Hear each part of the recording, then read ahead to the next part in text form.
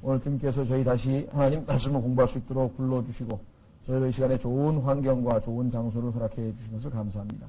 이 시간에 오직 주님께서 약속하신 대로 진리의 영으로 우리를 인도해 주시어서 저희로 하여금 하나님의 말씀을 올바로 깨달을 수 있도록 도와주시기를 간절히 기도하옵고 원합니다.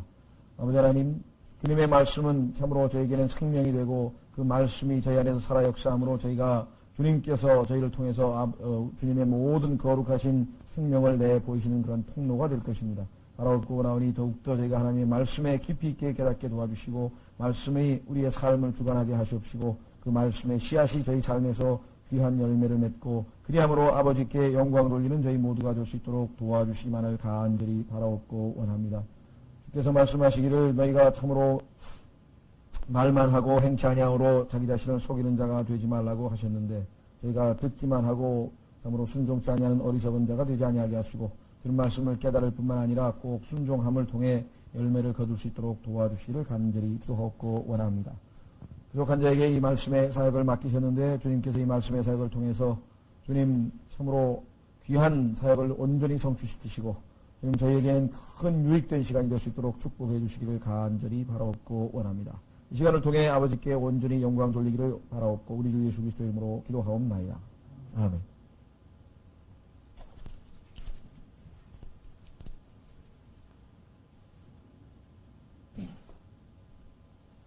하나님의 이거 하나만 부탁.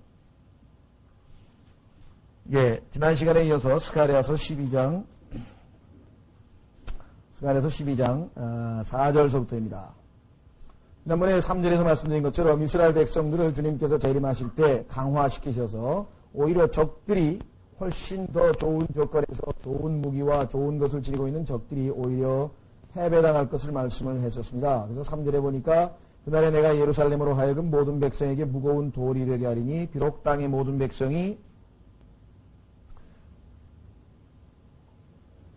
예루살렘을 치려고 함께 모일지라도 그 돌로 짐을 진 자는 다 산산조각 끊어지리라. 그래서 오히려 예루살렘을 치러 왔던 모든 백성들이 하나님의 개입으로 말미암아 이스라엘에게 오히려 패배당하는 모습을 우리가 살펴보았습니다. 4절부터는 주님께서 어떻게 직접적으로 개입하는가. 주가 말하노라. 그렇게 말했죠. 주가 말하노라. 그날에 내가 놀라게 하는 것으로 모든 말을 치며, 그러니까 전쟁에 나온 말들이 다 친다 이 말이죠. 그 다음에 미치게 하는 것으로 말탄 자를 치되 내 눈을 떠서 유다의 집 위에 두고 눈멀게 하는 것으로 그 백성들의 모든 말을 치리니. 자, 여기서 우리 한 가지 기억해야 될 것은 지금 시대가 어느 시대인데 탱크가 왔다 갔다 하고 예를 들면 뭐 장갑차가 왔다 갔다 하고 비행기가 왔다 갔다 하는 그런 시대에 어떻게 마지막 시대가 곧 다가온다고 했는데 그 마지막 시대의 모습이 어떻게 된 게 말을 타고 전쟁을 하러 오는가. 이게 지금 우리가 보기에는 참으로 이야기가 쉽지 않은 상황입니다. 두 가지 같아요. 계시록에 보면은 이 말 타고 오는 자들이 그 말이 그냥 말이 아니라 초자연적인 말이 아니냐. 초자연적인 말. 그럴 가능성이 하나 있고요.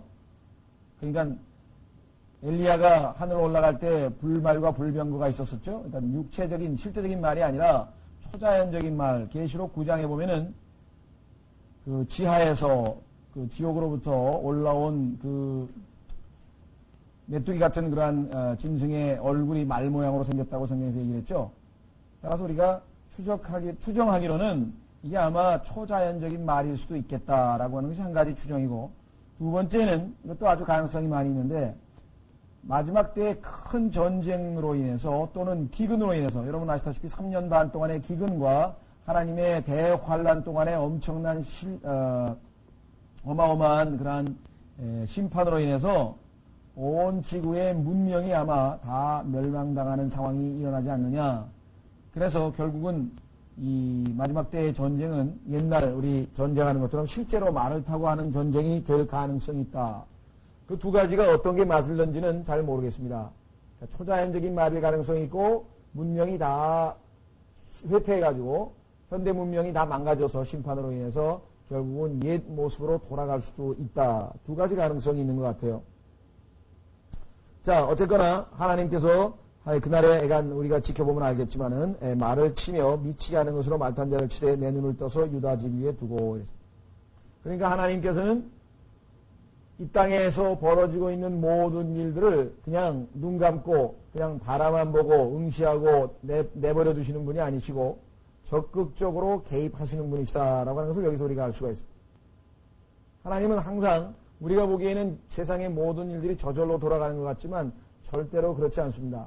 해가 뜨고 해가 지는 것도 성경에 보면은 하나님께서 주관하신다 그랬고, 천둥이 하나님의 음성이라고 성경에 기록했고, 천둥 번개는 전부 하나님께서 일으키시는 것으로 있고, 회오리바람도 하나님께서 일으키시는 것으로 있고, 우리가 볼 때는 자연 현상이라고 얘기하지만 실제적으로는 자연 현상이 아니라 하나님께서 일으키고 계신 것들이 많이 있다는 겁니다. 자, 여기서도 지금 하나님께서는 가만히 계시지 아니고 직접 개입을 하십니다. 이것은 고대 힐랍 사람들의 신학관하고는 많이 틀리죠. 고대 힐랍 사람들은 어떻게 생각했냐면, 특히 이 플라톤이라고 하는 사람은 신이 계시긴 계시나 그분은 저 멀리 인간의 삶과는 아무런 상관없이 왜 유치하게 있던 인간의 세상에서 벌어지는 일들에 대해서 관여하지 않는 그러한 신일 것이다, 이런 생각을 가졌습니다. 성경에서 말씀하고 계신 하나님은 이 땅에서 일어나는 모든 일들이 다 관심이 있으시고 참여하시는 분이다. 더더군다나 자기 백성을 보호하시는 분이시죠. 여기 보시면 내 눈을 떠서 셋째 줄에 끝부분에 내 눈을 떠서 유다의 집 위에 두고 그래서 이것은 지키신다, 보호하신다는 뜻입니다. 눈을 떴다라고 하는 표현은 성경에 보면은 항상 두 가지 뜻이 있어요. 감찰, 죄를 짓나 안 짓나 이렇게 감찰한다는 뜻이 있고, 적이 와서 괴롭히느냐 안 괴롭히는가 이것을 지켜봐서 보호해 주신다는 그런 뜻이 있습니다. 그래서 여기서 우리는 성경적인 관점으로 봤을 때는 지금은 이스라엘은 보호를 받고 이스라엘을 치는 적들은 심판을 받는 장면이기 때문에 유다의 집 위에 둔다고 하는 것은 감찰하기 위해서, 감시하기 위해서가 아니라 보호하기 위해서라고 하는 사실을 잘 알 수가 있습니다. 그렇죠? 더더군다나 성경에는 하나님은 전쟁의 사람이라고 기록되어 있어요. 하나님은 전쟁에 능하신 분. 여러분 잘 아시는 출애굽기 15장으로 한번 가보십시오. 출애굽기 15장에 가면은 하나님은 이 세상의 그 어떠한 장군보다도 가장 전쟁에 능하신 분입니다. 전쟁을 잘 하시는 분이에요. 항상 승리만 하시는 분이십니다.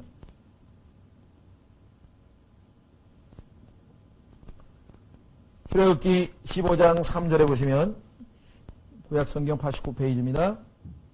구약성경 89페이지 출애굽기 15장 3절에 보시면 이렇게 기록되어 있습니다. 주는 전사시요 주가 그분의 이름이시로다. 여기 보면 전사라고 하는 말이 영어로 man of war. 잠깐만요. 제가 배터리가 없다 그러시네. 하나님은 전쟁에 능하신 분입니다. 그래서 자기를 따르는 자들을 늘 보호하실 수 있는 장수입니다. 그래서 신약 성경에서는 예수님을 구원의 대장이라 이렇게 묘사돼요. 구원의 대장. 우리의 대장. 그래서 캡틴이란 말을 썼는데요. 캡틴. 우리가 캡틴이란 말은 뭐 운동할 때도 뭐 주장이란 말도 쓰고 주장이 책임을 지죠. 모든 거. 그런 것처럼 이 예수 그리스도께서는 여기 지금 나와 있는 것처럼 하나님께서는 유다 백성들을 지켜 보호하시는 그러한 분이십니다. 어떤 사람은 사랑의 하나님이 왜 전쟁을 잘하시냐 그러는데 자기의 편을 보호하려면 능력이 있는 그런 하나님이 되셔야죠. 적들이 대적하는데 질 수 없잖아요. 그러니까 하나님께서는 전쟁에 능하신 분이다 라고 성경은 말씀하고 있습니다. 자, 그래서 여기 보시면 놀라게 하고 미치게 하고 치어서 그 다음에 눈멀게 하고 이런 모든 심판이 여기에 잘 나와 있습니다. 그렇죠? 네. 자, 이 눈멀게 하는 것 하나님께서 심판하시는 방법인데요. 여러분들이 아마 창세기 19장에서 롯의 집에 방문했던 천사, 롯의 집을 방문했던 그 천사들이 나중에 소돔 사람이 와가지고 우리하고 관계하자 하면서 그 동성애를 요구했을 때 그때 이 하나님의 천사들이 하나님의 능력으로 그들을 쳐서 눈을 멀게 했다. 그래서 막 어디 있는지 몰라서 허둥대는 장면들을 성경에서 볼 수가 있죠. 그래서 눈 멀게 하는 것이 하나님께서 심판하시는 방법이라고 하는 것은 창세기를 비롯해 창세기 19장에 나와 있고요. 열왕기 하에도 보면은 엘리사가 자기 종의 눈을 떠서 보니까 군인들이 많이 있어요. 그래서 적군들을 하나님께서 눈을 쳐서 보이지 않게 해주옵소서 하고 엘리사가 기도했더니 하나님께서 그들의 눈을 멀게 해가지고 10만 명인가 넘는 병사들이 막 서로 안 보이니까 그래서 허둥허둥대는 그런 장면들이 성경에 나옵니다. 그래서 여기서 지금 4절의 끝부분에 눈멀게 하는 것으로 그 백성의 모든 말을 치리니 여러분들 한번 상상해 보세요. 이 말이 얼마나 많이 왔는지는 모르지만요. 아마겟돈 전장에 1억 명의 군인들이 몰려올 텐데 엄청난 수의 말들이 말이 갑자기 눈이 안 보여가지고 히히거리면서 막 호둥대는 장면 한번 상상해 보세요. 여러분들 요즘에 뭐 사극에서 보면은 막 말 타고 그냥 달리는 모습들 아마 좀 볼 터인데 그거는 이제 눈이라도 똑바로 뜨고 달리는 거지만 이게 눈이 안 보여가지고 날뛰면은 어떤 현상이 벌어질 것인가 아마 여러분들이 상상해 보실 수가 있을 것입니다. 자, 그래서요, 5절. 유다에 다스리는 자들이 마음속으로 이르기를 예루살렘 거주민들이 만군의 주 곧 그들의 하나님으로 말미암아 나의 힘이 되리로다 하리라. 자, 이렇게 하나님께서 도우시니까 유다를 다스리는 통치자들이 마음속으로 어떻게 생각하느냐. 예루살렘 거주민들이 만군의 주 곧 그들의 하나님으로 말미암아 나의 힘이 되리로다. 여태까지는 백성들을 우습게 여기죠. 과거에 잘못된 통치자들은 백성들을 우습게 여기면서 군림하려고 하고 부려먹으려고 하고 착취하려고 했는데 하나님께서 오시고 이제 재림하셨을 때 이 유다를 다스리는 사람들은 올바른 통치, 요즘에 우리가 얘기하는 정치의 참 모습을 보여줍니다. 성경에서 올바른 정치가 이루어지려면 바로 이와 같은 상황이에요. 자, 어떤 거냐? 우선 마음속에 형식적으로 뭐 펴달라고 정치하면서 그냥 쇼하면서 표 한 표 얻으려고 말이죠. 아주 온갖 그냥 아양은 다 떨어놓고 나중에 당선되고 나면 콧병이도 안 비키는 그런 게 아니고 마음이 우선 있어야 돼요. 올바른 정치를 하려면은 마음이 올바라야 됩니다. 두 번째 보면은 권력을 행사하는 게 아니라 오히려 백성들을 자기의 힘으로 삼는 여기 나와 있잖아요. 만군의 주와 곧 그들의 하나님으로 말미암아 나의 힘이 되리로다. 백성이 나의 힘이라고 믿는 백성이 곧 나의 힘이라고 믿는 그러한 사람이 올바른 정치를 할 수 있겠죠. 더더군다나 그 백성은 하나님을 신뢰하는 백성입니다. 그래서 그들의 하나님이라 그랬죠. 그들의 하나님. 백성들의 하나님으로 말미암아 백성이 나에게 힘이 된다. 든든하다. 그렇게 생각하는 정치가 그것이 올바른 정치가다. 결국은 이 모든 상황이 질서 있게 그렇죠? 백성은 통치자를 위하고 또 통치자는 백성을 위하고 이렇게 올바른 관계에서 결국은 여기 나와 있는 것처럼 하나님께서 직접적으로 통치하는 그런 질서정연한 통치가 됩니다. 그래서 이 예수 그리스도께서 오셨을 때 이루어지게 될 합당한 정치의 모습이 지금 12장 5절에 나와 있습니다. 자, 6절. 그날에 내가 유다에 다스리는 자들로 하여금 나무 가운데 있는 화로 같게 하며 곡식단 속에 횃불 같게 하리니 그들이 오른쪽과 왼쪽과 사방의 모든 백성을 삼킬 것이요. 자, 아까도 말씀드렸지만은 하나님께서는 이스라엘을 강력하게 만드셔가지고 그들의 적들을 삼키어버리는 여기 나왔죠. 삼키는 그러한 도구로 활용하신다. 그래서 결국은 예루살렘에는 다시 사람이 거주하되 그 본 초소 곧 예루살렘에 사람이 거주하리라. 가장 위험하고 가장 전쟁이 많고 가장 참으로 이 이스라엘을 대적하는 적들이 꼭 뺏으려고 어떻게든지 탈취하려고 했던 그 하나님의 거룩한 도시 예루살렘이 이제 완전히 회복이 되어서 결국은 다시 사람들이 거주하는 그러한 도시가 될 것이다 라고 성경은 말합니다. 자, 그래서 여기서 불이라고 하는 것은 여기 지금 6절에 보시면은 나무 가운데 있는 화로 같게 하고 곡식단 속에 횃불 같게 하리니 그들이 오른쪽과 왼쪽과 사방의 모든 백성을 삼킨다라고 했죠. 자, 여러분들이 성경에서 하나님께서 불로 심판하신 내용들을 한번 살펴보시면은 아하, 이것이 직접적으로 불로 심판하시는 것이다 라고 하는 것을 알 수가 있습니다. 제일 먼저 불로 심판하시는 것은 창세기 19장에 소돔과 고모라를 심판하실 때 하늘에서 직접 불이 비처럼 내렸죠. 하늘에서 직접. 자, 그 다음에 레위기 10장에 보시면 아론, 대제사장 아론의 두 아들이 있었는데 그 두 아들은 하나님께서 정하신 그러한 방법에 따라 하나님께 희생 제사를 드린 게 아니라 자기가 제멋대로 그래서 하나님이 주시지 않은 다른 불을 가지고 향을 피워서 하나님 앞에 갖다 드렸을 때 하나님으로부터 제단에서 불이 나와서 그 둘을 삼켜버렸습니다.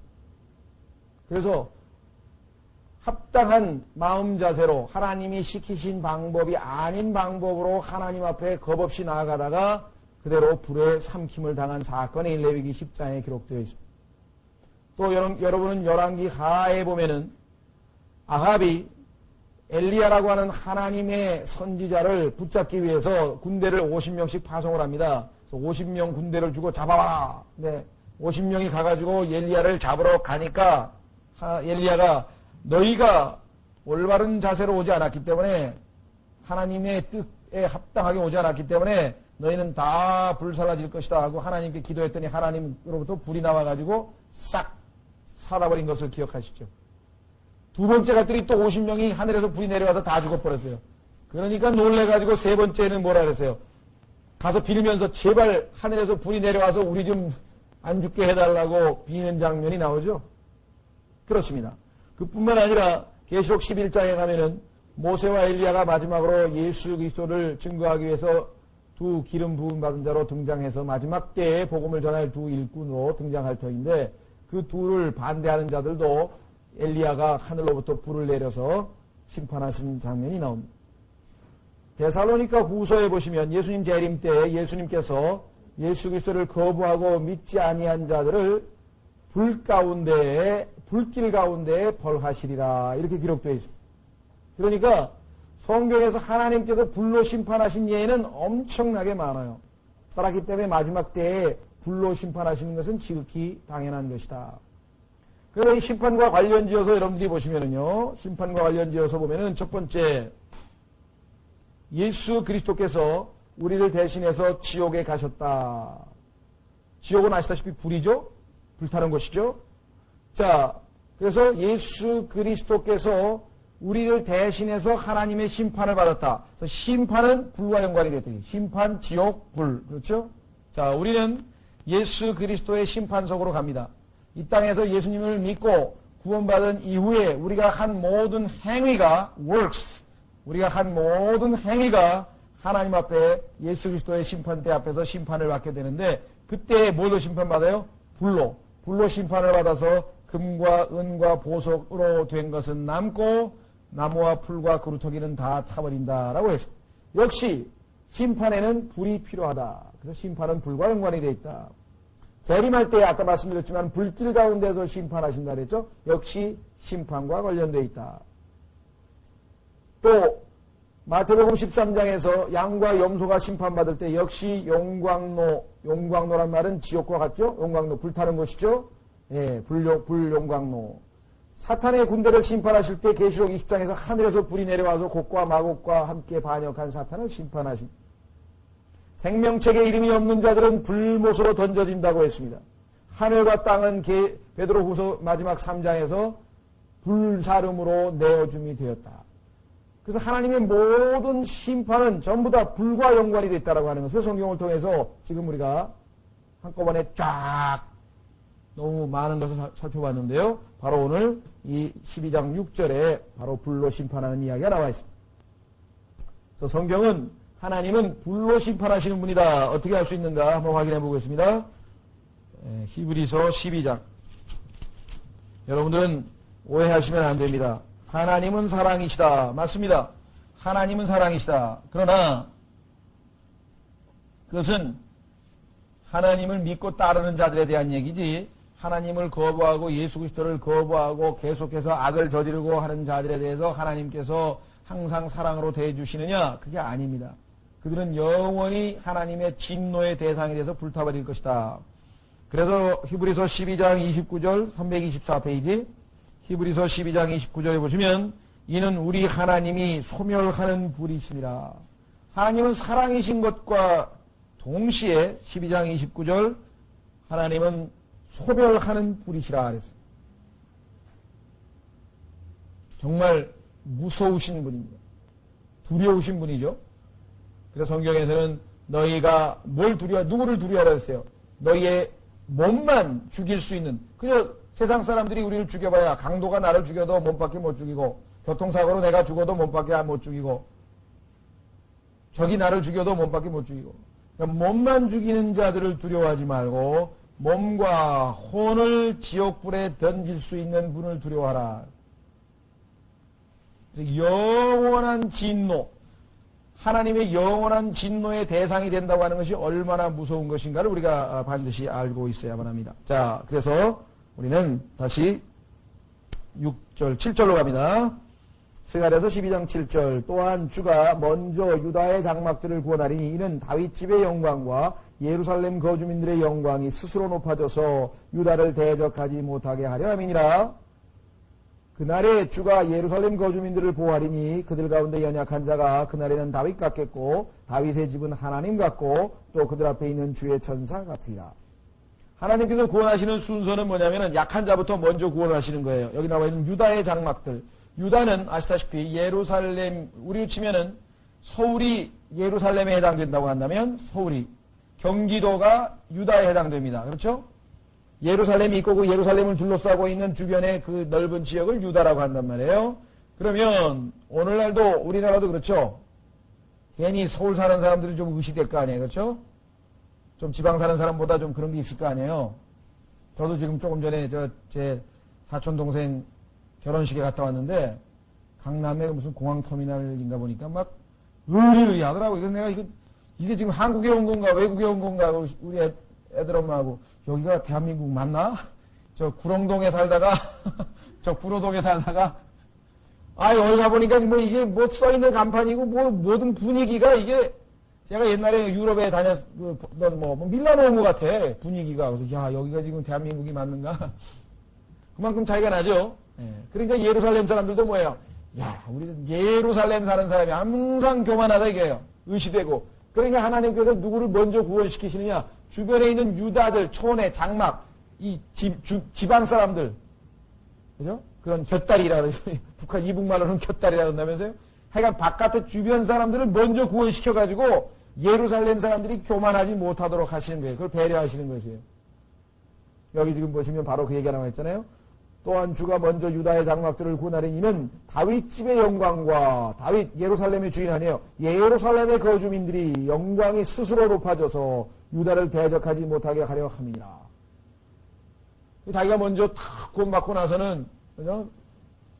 만약 예수님께서 예루살렘에 탁 와가지고 하면은 우리는 성읍 예수님이 계신 성읍 사람이다 하고 굉장히 의시되면서 주변 사람들을 무시할까봐 하나님께서는 교만하지 못하도록 하기 위해서 예루살렘이 자기 힘으로 이겼다. 자기 힘으로 적군을 다 물리쳤다고 오해하지 않도록 하기 위해서 하나님께서는 유다를 먼저 주변에 있는 유다를 먼저 구원하시는 그러한 하나님이시다. 참 그럴 때 보면 하나님은 너무나 세세한 것까지 너무나 자상하신 것 같아요.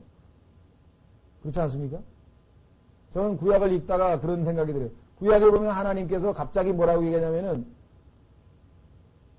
수확기에 포도를 따거나 포도 수확이나 밀 수확을 할 때 수확을 하다가 왜 낫을 베다가 이게 국시갈이 떨어질 거 아니에요, 땅에. 그 다음에 포도도 따다가 보면은 뚝 떨어질 거 아니에요.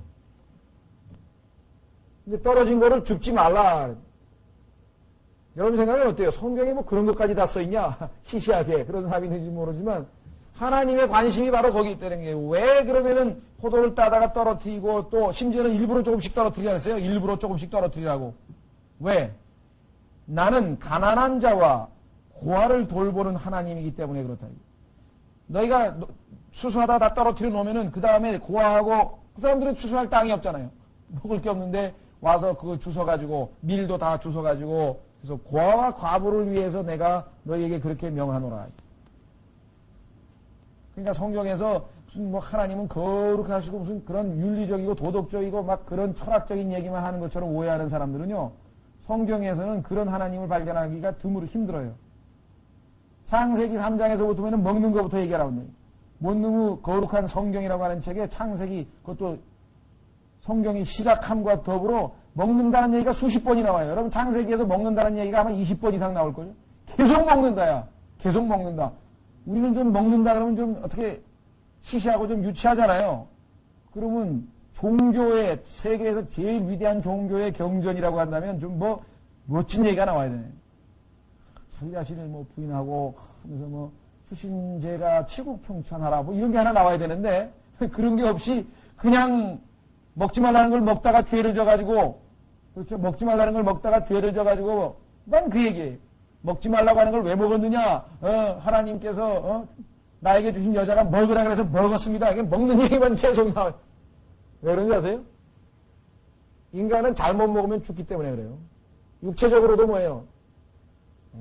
독이든지 아이간 잘못 먹으면 죽잖아요. 영적으로도 잘못 먹으면 죽어요. 하나님 말씀 이외에 잘못 먹으면 죽는다고. 그래서 인간에게 제일 중요한 게 뭐예요? 먹는 거 아니에요.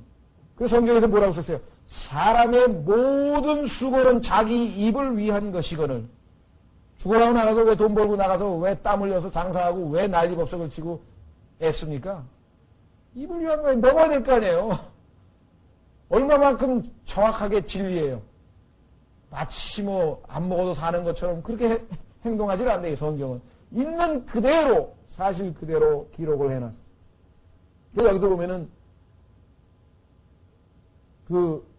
소위 말하면 중앙에 있다고 하는 사람들이 지방에 있는 사람들을 우습게 여기는 거예요.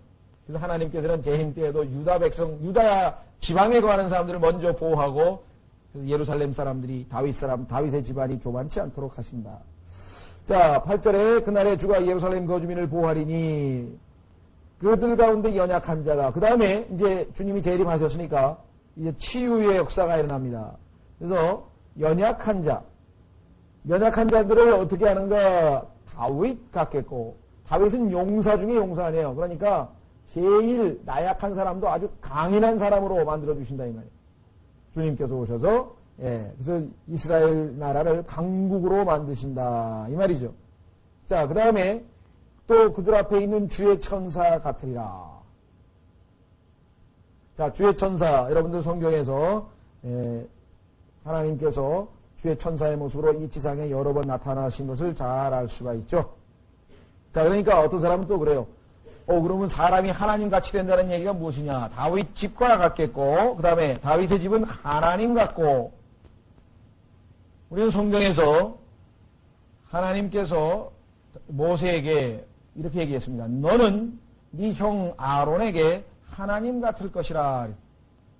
그 얘기는 뭐냐면, 모세는 하나님이 보내신 하나님의 종인데 말주변이 없어요. 그래서 자기는 나가서 백성들 앞에서 뭐라고 얘기를 잘 못하겠다. 그러니까 하나님께서 그러면 내가 너한테 대변인을 하나 붙여주겠다. 대변인, 스포크스맨. 그래서 네 형은 말을 잘하니까 그러면 아론을 내가 줄 테니까 아론은 너의 대변인이 되고 너는 그에게 하나님같이 될 것이다. 마치 보통의 경우는 어떻게 해요?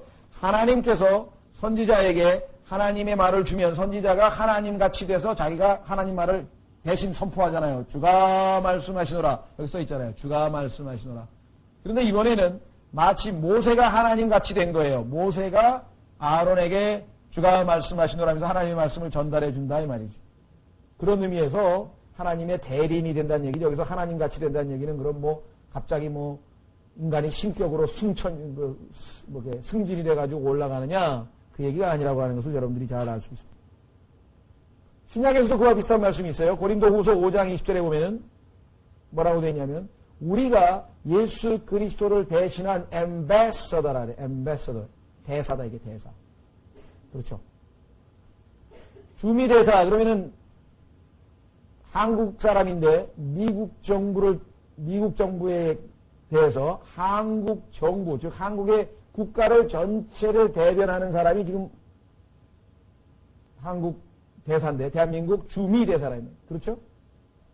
그런 것처럼 하나님께서 우리를 예수 그리스도의 대사로 삼으셔서 이 지상에서 우리가 하는 말이 곧 예수 그리스도의 말이 된다. 여러분 생각해 보셨어요? 그거를 인식을 하고 살아가느냐 이 말이에요. 우리가 그리스도인인데 내 걸음걸이 하나하나가 바로 예수 그리스도를 대표하고 있고, 내 말 하나가 예수 그리스도를 대표하고 있고, 나의 행동거지 하나하나가 다른 사람이 봤을 때 바로 뭐라 그래요? 누구를 욕합니까? 내가 형편없이 굴면, 야, 예수쟁이가 정말 왜 저래? 예수님이 욕을 먹는 거죠? 그렇잖아요. 대한민국 대사가 미국에 가가지고 엉뚱한 짓을 하면 대한민국이 욕을 먹지 대사 한 사람만 욕 먹는 게 아니라, 그런 의미였을 때 신약에서도 역시 바로 우리가 하나님과 같다, 그런 말입니다. 자, 8절에 다윗의 집은 하나님 같고 또 그들 앞에 있는 주의 천사 같으리라. 9절에 보시면 9절 예루살렘을 치러 오는 모든 민족들은 그날에 내가 멸하려고 힘쓰리라. 자, 예루살렘을 치러 오는 모든 민족들, 첫째는 전쟁에서 이기시죠. 계시록 19장에 가면은 인류의 지상에서의 마지막 전쟁이 3번 남아있는데, 계시록에 6장에 한 번 있고 19장에 한 번 있는데, 이 19장의 전쟁을 일반적으로 우리가 아마겟돈 전쟁이라고 합니다. 왜냐하면 그 전쟁이 벌어지는 장소가 히브리 말로는 그게 무깃도라고 하고, 그 다음에 헬라어로는 아마겟돈, 그래서 이 아마겟돈 전쟁이라고 우리가 하는데, 예루살렘에서 서북쪽으로 한 100km쯤 떨어져 있는 골짜기입니다. 그 지역에 이제 인류의 마지막 전쟁이 벌어지는 장소가 되는데요. 전쟁에서도 계시록 19장에 보면 예수님께서 승리합니다. 예수님으로부터 재판을 받게 됩니다. 마태복음 25장. 지금 시간이 저희가 너무 진도가 늦었기 때문에 성경을 다 일일이 찾지 못합니다만은, 여러분들이 성경을 읽으신 분들은 마태복음 25장에서 예수님께서 이제 지상에서 완전히 모든 심판을 끝내고 이제는 재판을 하죠. 여러분들 이건 인간도 똑같아요. 2차 세계대전이 끝났을 때 어떻게 했습니까? 2차 세계대전에서 미국이 승리를 거두고 연합군이 승리를 거두고 뉴렌베르크에서 전범 재판을 열었죠. 아시죠? 예. 그러니까 연합군이 승리한 다음에 그 전쟁을 일으킨 주 범죄자들을 색출해서 심판하기 위해서 전범 재판이 열려서, 물론 히틀러는 이미 자살했고, 독일의 2차 세계대전 당시에 전범 재판이 열렸고, 일본에서도 전범 재판이 열렸죠. 그래서 그 전범 재판에서 전쟁을 일으킨 주 당사자로 심판을 받았던 14명의 위패가 모셔져 있는 것이 야스쿠니 신사입니다. 일본에. 그런데 그 전범들에게 가서 소위 말하면 뭐라 그러나요? 추모를 하겠다고 이 고이즈미라고 하는 사람이 일본 총리가 하니까 사람들이 말이 안 되나? 아니, 전쟁을 일으킨 전범이고 그 사람이 아시아에 얼마나 많은 사람들을 죽인 장본인인데, 다른 데도 아니고 하필이면 야스쿠니 신사에 가가지고 그럼 그 사람들을 전쟁의 전범을 전쟁 영웅으로 만들겠느냐. 그렇기 때문에 지금 우리가 생각할 때는 자기 나라 군인들 죽었는데 거기 가서 우리나라 국립묘지에 가서 추모하듯이 그게 왜 나쁜가 싶지만은, 우리가 당했던 태평양 전쟁에서의 희생자들이 얼마나 많아요. 그런데 그 희생자를 만든, 즉 낳은 전쟁의 주범 아니에요. 그리고 전 세계 유엔에 의한 전범 재판소에서, 국제사법재판소에서 전범으로 낙인이 찍혀서 심판받은 그 사람들한테 가가지고 마치 그 사람들을 국가를 위해서 훌륭한 일을 한 사람인 것처럼 추모를 한다고 하니까, 이것도 일본 총리가 그건 도저히 용납할 수가 없다, 이렇게 된 거죠. 오히려 무슨 독일 총리라든가 폴란드 총리라든가 이런 사람들은 그 유대인 희생 모욕을 찾아가가지고 자기네들 독일의 전범이 아니고 희생당한 사람들에게 그 묘역을 찾아가서 비가 내리는데도 무릎을 꿇고, 양복 입은 채로 말이죠, 무릎을 꿇고 죄를 빌고 하는 게 독일 사람이거든요. 일본 사람이 이해가 안 가는 거예요. 사실을 안 받아들이는 거예요. 제일 어리석고 약한 사람이 뭐냐면요, 있는 사실을 사실로 안 받아들이고, 왜? 그럴 자신이 없다, 이게. 그렇죠? 사실을 사실로 받아들일 만큼 자신이 없으니까 지금 도저히 그걸 받아들일 수 없는 게 자존심 때문에. 어쨌거나 좀 얘기가 빗나갔습니다만은, 2차 세계대전 때 전쟁이 끝나고 전범 재판을 했듯이 성경에 보면은 하나님께서도 아마겟돈 전쟁이 끝나고 전범 재판을 하게 됩니다. 그게 마태복음 25장에 나옵니다. 그래서 그때 그 양과 염소로 구분되는데, 염소로 분류될 모든 민족들을 불못으로 지옥불로 던지는 심판을 하게 되거든요. 그러니까 여기 나와 있는 것처럼 멸하려고 힘쓰리라고 했을 때에는 단순히 전쟁에서뿐만 아니라 재판에서도 멸하신다 이 말이에요. 두 가지 다. 전쟁에서도 재판에서도 다 정확하게 심판하시는 하나님을 우리가 성경을 통해서 배울 수가 있습니다. 자, 그 다음에 10절서부터 13장 1절까지 전체를 먼저 같이 읽겠습니다. 먼저 읽고 하겠습니다. 왜냐? 갑자기 분위기가 바뀌었어요. 자, 이제 하나님께서 심판하시는 것은 이제 스토리는 이제 끝났는데, 그 심판하시고 모든 일들이 끝나기 전에 중간에 한 가지 빠져있는 사건이 있어요. 그 사건을 지금 기록을 한 거예요. 그 사건이 뭐냐?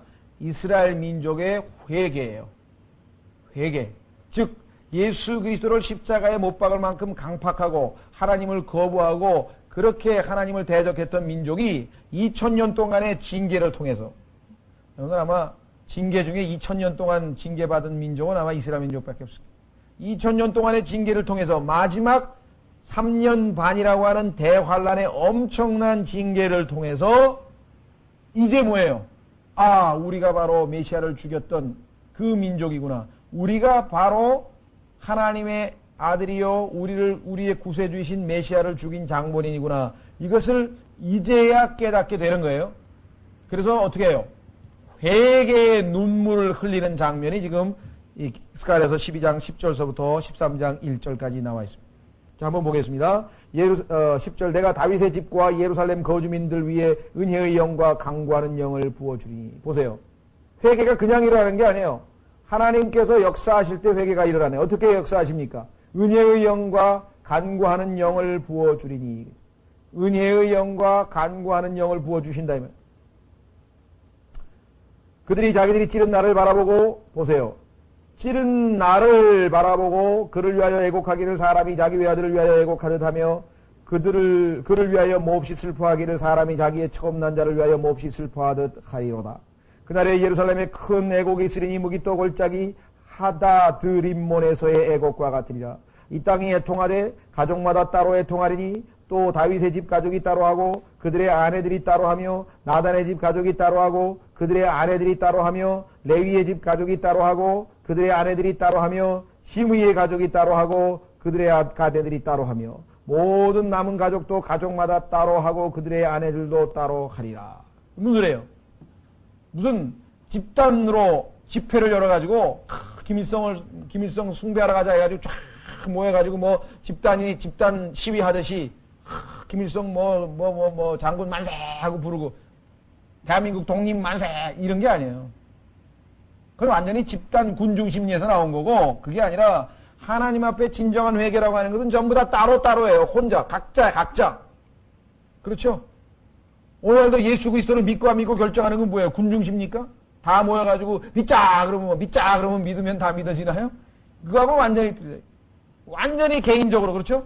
하나님의 말씀을 딱 들었을 때 그 말씀에 의해서 그렇구나, 내가 죄인이구나, 예수님이 내 죄 때문에 죽으셨구나, 그런데 예수님이 부활하셔서 이제 내 죄가 다 사해졌구나, 내가 그 예수 그리스도를 나의 구세주로 믿겠습니다 하고 개인적인 결정에 의해서 예수님을 구세주로 영접하는 것이지, 무슨 집단으로 그냥 여기서 갑자기 누가 요즘에 데모하듯이 합시다 외치면은 저쪽에서 어이씨 하고 따라서 해가지고 갑자기 믿자 그러면 다 믿자, 다 같이 믿자 그게 아니죠.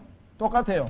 회개도 마찬가지예요. 회개도 예수 그리스도께서 바로 우리가 찔렀던 십자가에서 죽였던 그분이시구나라고 여기 깨닫게 되는데, 그렇죠? 너무너무 애곡하는 거예요. 왜? 하나님의 사랑을 저버리고 우리를 위해서 이 땅에 내려오신 온 우주의 창조자, 우리를 사랑하셔서 십자가에서 고난을 당하신 분, 고초를 당하신 분, 그분을 알아보지도 못한 채 십자가에 못 박은 자들이 우리라니. 회개, 진정한 회개가 여기서 일어나고 있어요. 그래서 애곡이 있는데 외아들을 잃은 것처럼. 여러분들 출애굽기에 기억나세요? 출애굽기에서 파라오의 집안의 첫째 아들이 다 죽었습니다. 그 다음에 이집트의 모든 집안의 첫째 아들이 다 죽었습니다. 짐승 새끼도 첫째 새끼는 다 죽었습니다. 출애굽기. 하나님께서 완전히 심판했을 때 그때 이집트에서 들려오는 곡소리 한번 생각해 보세요. 곡소리. 지금 생각해 보세요. 서울에 1,몇백만이 있잖아요. 그런데 모든 마다들이 다 죽었으면 얼마나 죽었겠어요? 각 집안마다 곡소리 들리는 소리 들리냐. 그래서 정말 예수 그리스도를 죽인 그것을 지금 민족적으로 회개하고 있는 장면이 있습니다. 자, 이 회개에 대해서는 여러분들이 정말 성경 곳곳에 나옵니다. 성경 곳곳에 이 회개하는 장면이 많이 나오는데 시간이 없기 때문에 다 찾지는 못하겠고요. 자, 우선 짤막짤막하게 보시면은 10절에 어떻게 순서가 이루어지는가 보시면 부어준다. 그러니까 회개는 출발이 어디예요? 진정한 회개는 하나님의 은혜와 간구의 영을 하나님이 부어주실 때 가능한 겁니다. 내가 다윗의 집과 예루살렘 거주민들 위해 은혜의 영과 간구하는 영을 부어주리니 하나님으로부터 회개의 역사는 시작이 됩니다. 그렇죠? 예, 다윗은 언약의 백성이죠. 예루살렘 바로 이스라엘 민족이죠. 대표하는 민족이죠. 자, 더더군다나 여기 보시면 회개하는데 다윗 집서부터 시작을 합니다. 그렇죠? 그러니까 가장 높은 왕의 집안서부터 회개를 하니까 예외가 없다 이 말이에요. 인간은 왕이 됐던 지도자가 됐던 지식인이 됐던 아니면 제사장이 됐던 종교인이 됐던 목사가 됐던 목사 할아버지가 됐던 다 회개의 대상이다. 이게 다 회개의 대상. 똑같다 이거예요. 그렇죠? 다 똑같아요. 다 하나님이 은혜의 영을 주셨다. 이게 얼마나 놀랍습니까? 율법이 아니라 행위가 아니라 우리에게 은혜의 영을 부어주시니까 우리가 하나님 앞에 회개할 수 있는 그러한 놀라운 일이 벌어집니다. 더더군다나 간구, 은혜의 영뿐만 아니라 간구의 영이라고 했어요. 간구라고 하는 것은 무엇입니까? 마음이 담긴 거죠. 마음으로 진정으로. 그래서 마음에서부터 우러나오는 기도가 바로 여기 은혜의 영과 간구의 영으로부터 시작이 된다라고 하는 것입니다. 자, 자기들이 찌른 나를 바라보고. 자, 여러분들 민수기에서 있었던 사건 아세요? 민수기에 보면은 이스라엘 백성들이 출애굽을 한 다음에 광야에서 불평을 합니다. 우리는 왜 이렇게 데리고 나와서 광야에서 고생을 시키냐고 막 불평불만을 하고 했을 때 하나님께서 그들의 불평불만에 대한 징계로 심판으로 어떻게 하셨는가? 불뱀. 사막에서 뱀이 나와가지고 불뱀에 물려가지고 그냥 사람들이 막 하루에도 그냥 엄청나게 죽어가는 거예요. 그래가지고 이스라엘 백성들이 아이코 하나님 앞에 불평했다 큰일 났구나. 어떻게 하면 되겠느냐. 근데 하나님께서 어떻게 했어요? 모세에게 노스로 뱀을 하나 만들어가지고 십자가에다가 매달아 나무에다 매달아가지고 높이 들고 있으라. 그러면은 그거를 쳐다보는 자는 살리라. 불뱀에 물렸다. 뱀, 용이죠? 예, 마귀에게 지금 물렸다. 불뱀에 물린 자는 어떻게 하면 살아나요? 놋뱀을 쳐다보면 산다. 그렇죠? 그럼 놋뱀이 진짜 그건 하나님이 그렇게 하면 살려주시겠다고 한 거예요. 하나님을 믿어야 돼요. 하나님이 그렇게 하시면 살려주시겠다고 했기 때문에 그대로 믿어야 된다. 마찬가지로 예수님께서 요한복음 3장에서 바로 모세가 뱀을 높이 들어 올린 것처럼 인자도 높이 나무에 들려 올리리라. 그래서 십자가를 바라보면 예수 그리스도를 바라보면 구원을 얻게끔 그렇게 하나님께서 정하신 예표죠. 여기도 마찬가지. 하늘에서 예수 그리스도의 모습이 나타납니다. 보니까 쳐다보는 거예요. 아, 저분이 누구예요? 여기 나와 있죠? 찌른 나를 바라보고, 찌른 나를 바라보고. 이게 중요합니다. 왜 중요합니까? 지금 누가 말하고 있어요? 주어가. 9절 보세요. 예루살렘을 치러오는 모든 민족들을 그날에 내가 멸하려고 힘쓰리라. 내가 은혜의 영과 간구의 영을 부어주리니 내가. 그러면 나는 지금 1인칭 주어는 누굽니까? 하나님이시잖아요. 그런데 여기 보니까 나를 찔렀다 그랬대. 나를 찔렀다. 자기들이 찌른 나를 바라보고. 그럼 이스라엘 민족이 하나님을 찔른 적이 언제 있었어요? 예수 그리스도를 찔른 적이 있었죠. 그것이 바로 예수님이 하나님이라고 하는 사실을 입증해 줄 수 있는 구절 아니에요. 아, 예수님을 실제로는 찔렀는데 알고 보니까 그분이 하나님이셨다. 그래서 성경에서 뭐라고 했어요? 그들이 찌른 나를 바라보고. 아시겠죠? 확인해 보겠습니다. 실제적으로 예수님을 찌른 장면은 성경에 여러 군데 핵심적인 구절이 나와 있죠. 요한복음 19장 37절. 요한복음 19장 37절 보면은 그들이 창으로 예수님의 옆구리를 찌르는 장면이 나옵니다. 자, 요한복음 19장 37절. 또 다른 성경 기록에 다시 이르되 그들이 자기들이 찌른 자를 보리라 하였느니라. 그렇죠? 여기 지금 34절에 실제적으로 찌르는 장면은 나옵니다. 그 군사들 가운데 하나가 창으로 그분의 옆구리를 찌르니 즉시로 거기서 피와 물이 나오더라. 이를 본 자가 증거하였으니 그 증거가 참되더라. 그가 자기가 말하는 것이 참된 줄 아나니 이는 너희로 하여금 믿게 하려 함이니라. 이 일이 이루어진 것은 그의 뼈가 하나도 꺾이지 아니하리라는 성경 기록을 성취하려 함이라. 또 다른 성경 기록 지금 읽은 스가랴서죠. 다시 이르되 그들이 자기들이 찌른 자를 보리라 하였느니라. 지금 스가랴에 나와 있는 이 말씀이 바로 예수님에게서 성취됐다는 얘기 아니에요. 그렇다면은 우리는 아하, 예수님이 바로 하나님이시구나라고 하는 것을 알 수가 있습니다. 자, 그 다음에 어떻게 했습니까? 애곡하기를 사람이 자기 외아들을 위하여 애곡하듯 하며 그들을 위하여 몹시 슬퍼하기를 사람이 자기의 처음 난 자를 위하여 몹시 슬퍼하듯 하리로다. 그렇게 얘기했습니다.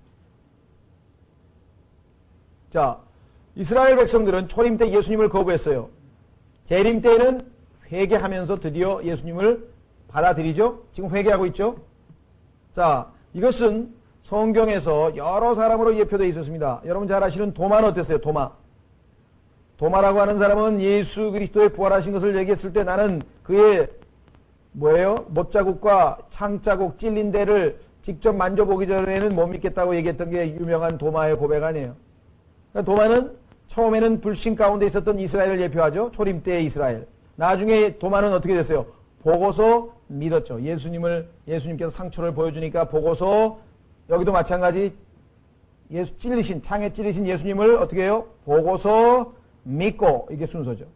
보고서 믿고, 그 다음에 도마는 뭐라고 고백했어요? 나의 주, 나의 하나님. 그렇게 고백했죠.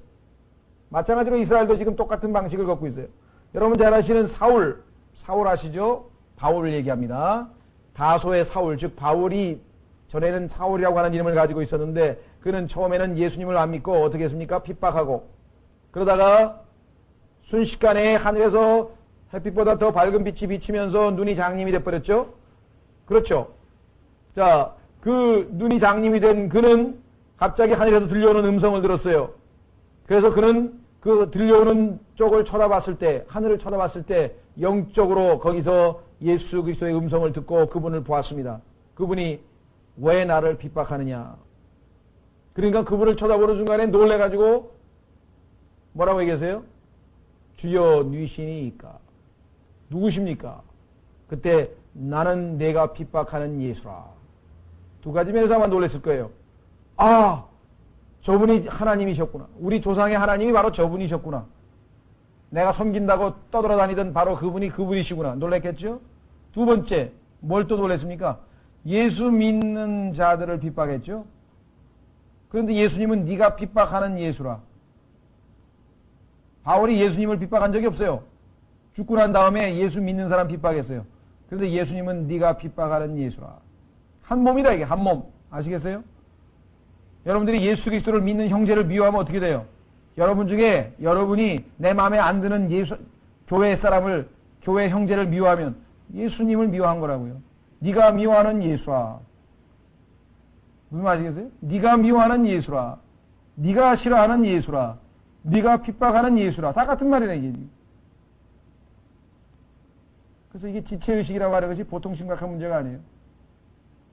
내 마음에 안 들어도 그분이 바로 그가 누구냐면 예수 그리스도를 믿는 하나님의 자녀라고 한다면 바로 예수 그리스도의 몸의 일부라고 하는 사실. 자, 어쨌거나 바울은 이렇게 해서 결국은 그 예수 그리스도를 믿는 순간에 즉시로 어떻게 예수님을 믿게 되죠. 그래서 완전히 변화를 받아서 하나님의 귀한 일꾼이 되었습니다. 그런데 사실은 이 바울은 대환란을 통과하고 여기처럼 지금 회개하게 될 이스라엘 민족을 예표하고 있는 인물이라고요. 마치 바울이 처음에 예수님을 거부하던 자가 예수님을 믿게 되듯이 이스라엘 백성들도 나중에 결국은 예수 그리스도를 영접할 것이라 이 말이죠. 그래서 고린도전서 15장에는 뭐라고 얘기하자면 예수님이 out of due season이라고 했어요. 제때에 나지 않은 나 같은 자.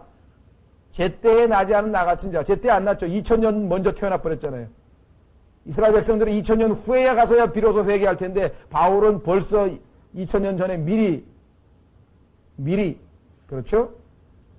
자, 그 다음에 찌른 자. 성경에 보면은 예수님 아까 찌른 거 살펴봤고요. 그 다음에 예수님을 바라보겠다. 계시록 1장에 보면은 하늘을 통해서 위를 쳐다보면서 예수님을 보게 될 것입니다. 자, 그렇게 되면 그들이 누구예요? 이스라엘 민족이죠. 이스라엘 민족 전체를 얘기합니다. 자, 그들은 어떻게 합니까? 애곡을 한다고 했어요. 애곡. 애곡하는 것은 이스라엘 백성들이 드디어 회심합니다. 회개하고 돌이키는 것을 얘기하죠. 자, 그런데 외아들, 예수님은 하나님의 외아들, 예수님은 이스라엘 민족의 외아들, 이스라엘 민족의 외아들. 자, 외아들을 위하여 애곡하듯 하며 그를 위하여 몹시 슬퍼하기를 사람이 자기의 처음 난 자를 위하여 몹시 슬퍼하듯 하리로다. 자, 그래서 여기서 지금 진정으로 회개하는 장면을 우리가 살펴볼 수가 있습니다. 자, 그런데 그 회개의 모습이 구약 성경의 예표로 이미 보여졌었다. 언젠가 11절. 그날에 예루살렘에 큰 애곡이 있으니 무깃도 골짜기 하다드림몬에서의 애곡과 같으리라. 무깃도 골짜기, 자, 여기가 바로 어디라 했습니까? 아마겟돈이라 그랬죠. 무깃도 골짜기에서 언제 이스라엘 백성들이 큰 애곡을 했느냐? 그들이 유명한, 사랑했던 아주 훌륭한 왕이 죽었어요. 그 왕의 이름이 요시야라고 하는 왕입니다.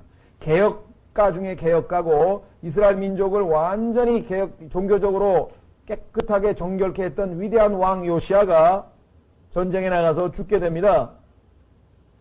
그런데 사실 그 죄는 왕이 죄를 지어서가 아니라 이스라엘 백성들의 죄 때문에 하나님이 왕을 치신 거예요. 자, 이스라엘 민족의 죄 때문에 누굴 치셨어요? 그들의 왕이신 예수님을 십자가에 못 박으셨잖아요. 얼마나 똑같은 대속의 죽음입니까? 요시야 왕이라고 하는 훌륭한 왕이 백성의 죄 때문에 하나님으로부터 심판을 받아 죽었듯이 예수 그리스도도 이스라엘 백성, 진짜 자기 백성을 위해서 예수님은 십자가에서 달리신 것입니다. 요시야 왕이 죽고 난 다음에 이스라엘은 몰락의 길을 걷게 됩니다. 완전히 황폐해졌어요. 마찬가지로 예수 그리스도를 십자가에 매단 다음에 2000년 동안 이스라엘은 완전히 몰락의 길을 걷게 되죠. 여러분 아시죠? 이스라엘 백성이 뭐라 그랬어요? 예수님을 죽인 다음에 이 사람을 죽였는데 그 피가 왜 무죄한 사람을 죽였대? 죄가 없는 사람을 죽였잖아요. 그러니까 빌라도는 나는 모른다 하고 손 씻었어요. 나는 잘못한 거 없다. 이스라엘 백성들이 그 무죄한 자의 피라고 했지만 그 피를 우리와 우리 자손에게 돌리라고 얘기했죠. 2000년 동안이나 마치 요시야가 죽고 난 이후에 이스라엘 백성들이 이스라엘 국가가 몰락했듯이 예수님이 죽으신 후에 이스라엘 백성도 몰락의 길을 걷게 됩니다.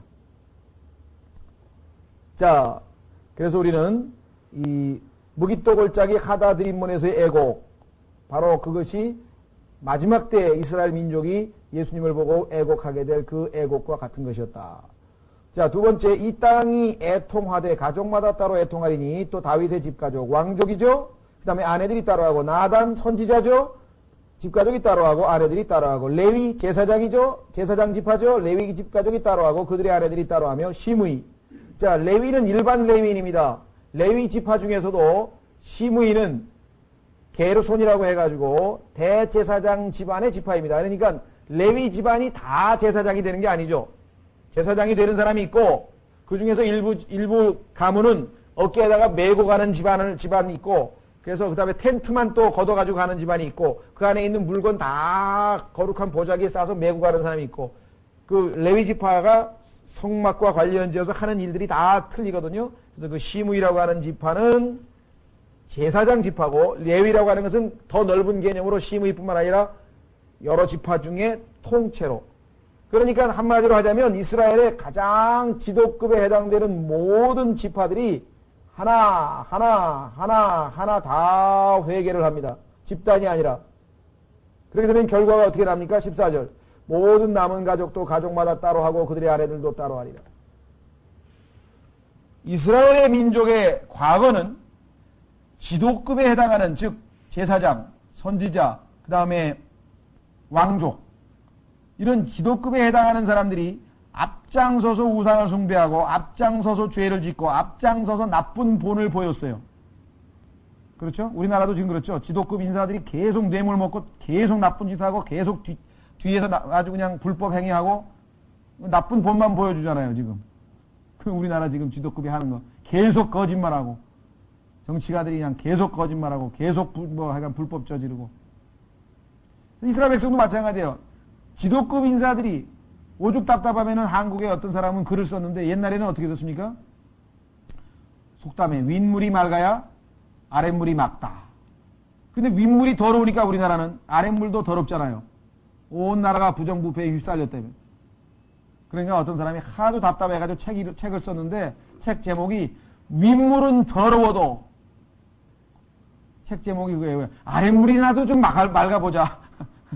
그 사람 의도는 윗물은 더럽지만 할 수 없다. 아랫물이라도 좀 맑아보자.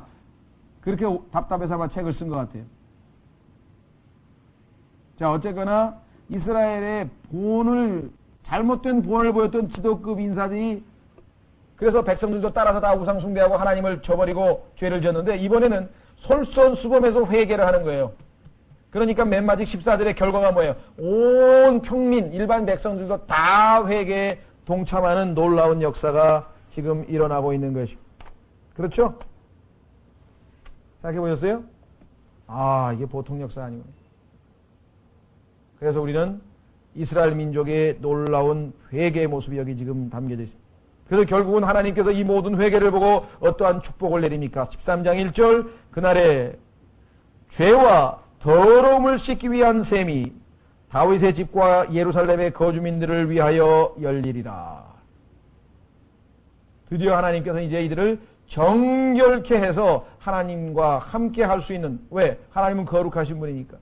거룩하고 의롭지 않으면 결코 하나님과 함께 할 수 없습니다. 우리의 행실이, 우리의 옷차림이, 우리의 언어가, 우리의 모든 것이 하나님 보시기에 합당해야 되는데 그렇지 못한 것을 하나님께서 여기서 회개를 통해서 정결케 하신 다음에 드디어 이제 깨끗게 하는, 정결케 하는 샘물을 흘려내 보내줍니다. 나중에 다음 시간에 찾아보겠습니다만은 이것이 바로 에스겔서 47장, 48장에 나오는 생명수의 강이 흘러나오는 거예요. 예루살렘에서 진짜 물이 흘러나오는데 옛날에는 그 생명수라는 게 있었어요. 저 아메리카 인디안들이 생명수라고 하는 그 물을 마시면 회춘이 되고 젊어진다는 거예요. 그래서 그런 소문을 듣고 그 스페인에서 온 여러 정복자들 중에 본세 델 레온이라고 하는 사람이, 본세 델 레온이라고 하는 사람은 그 생명수를 찾기 위해서 아메리카 대륙을 돌아다닌 역사가 스페인 그 정복사에 보면 기록되어 있습니다. 그만큼 사람들은 생명수, 그걸 먹으면 젊어지고 병에 안 걸리고 영원토록 살고 그렇게 생각했어요. 근데 그 생명수가 어디서 흘러나오는가? 계시록에 보면은, 에스겔서에 보면은 흘러나옵니다. 그걸 먹으면은 정결케 되고 영생을 얻고, 여기 나와 있죠. 샘이 열린다, 이 샘이 드디어. 하나님의 축복. 자, 그래서 우리는 다음 시간에 13장 2절서부터 우리가 좀 더 13장 1절 물론 조금 더 살펴보겠습니다만은 좀 쉬었다가 13장 같이 하도록 하겠습니다.